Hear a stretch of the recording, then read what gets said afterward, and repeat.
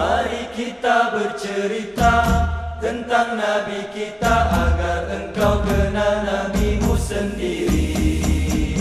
Sallallahu ala Muhammad, sallallahu alaihi wasallam, sallallahu ala Muhammad, sallallahu alaihi wasallam, sallallahu ala Muhammad, sallallahu alaihi wasallam, sallallahu ala Muhammad, sallallahu alaihi wasallam.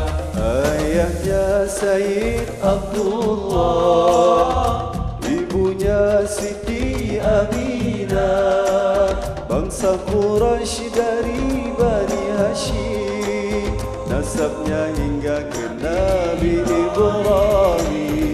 Sallallahu ala Muhammad, sallallahu alaihi wasallam, sallallahu ala Muhammad, sallallahu alaihi wasallam. Baginda yatim piatu, tiada ayah tiada ibu, seorang anak yang tidak pernah bermanja pada ibu dan ayahnya. Sallallahu ala Muhammad, sallallahu alaihi wasallam, sallallahu ala Muhammad, sallallahu alaihi wasallam.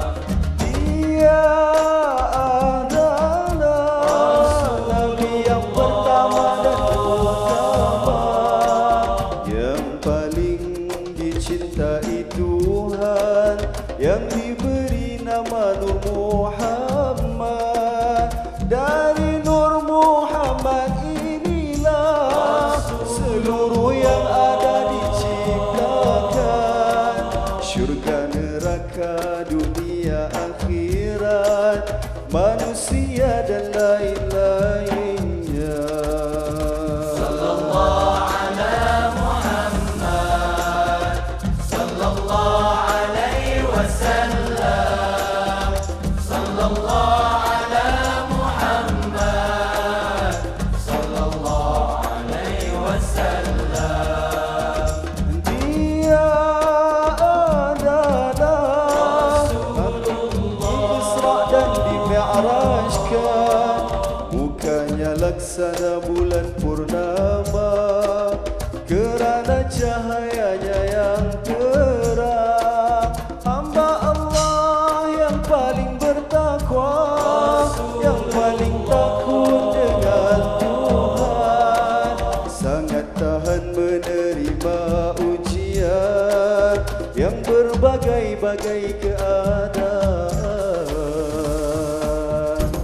Karena itulah dipanggil Habibullah, penghulu para rasul, para anbiya, penghulu seluruh orang yang bertakwa, imam seluruh manusia.